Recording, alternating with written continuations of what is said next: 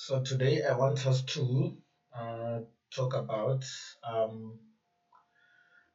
basically understanding pi in mathematics, its importance and the application in geometry.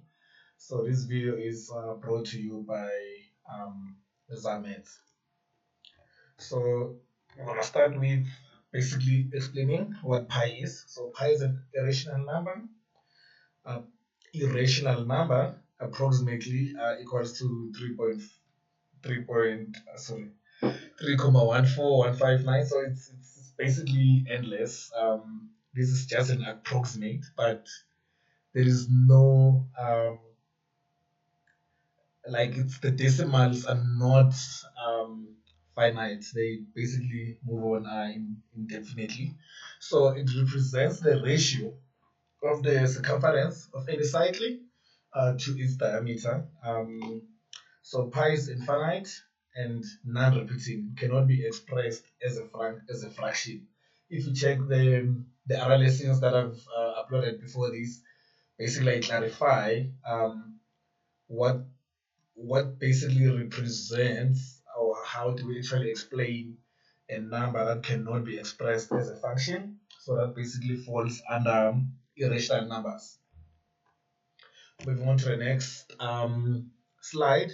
So the area of a cycle is equal to pi r squared, right? So A gives us the area, and then r is the radius. The radius is basically from the center to the edge of the circumference, or the edge of the actual line. And then, for example, if the radius is 5 units, where a unit can be anything, centimeters, millimeters, depending on which region you are in. So it's basically calculated as pi multiplied by 5 squared, where 5 is the radius. And then we get this so this approximate value of pi. So basically, I mean, pi is represented by the approximate value here, multiplied by 25, and that will give us 78.54 or 78.54 square units. And then who discovered pi? Yeah, so I did check around the internet, and then I found that it was actually basically estimated around 1100 BC or in the early 1900s in the ancient Egypt and Babylonia. But still, it didn't really have the full value. So it was basically the ratio was basically um, approximated, and then there's quite a few people that basically um, played around with pi.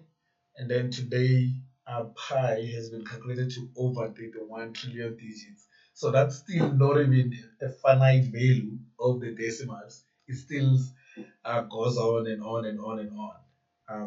Another fun fact about pi, the Pi Day is celebrated on the 14th of March, right?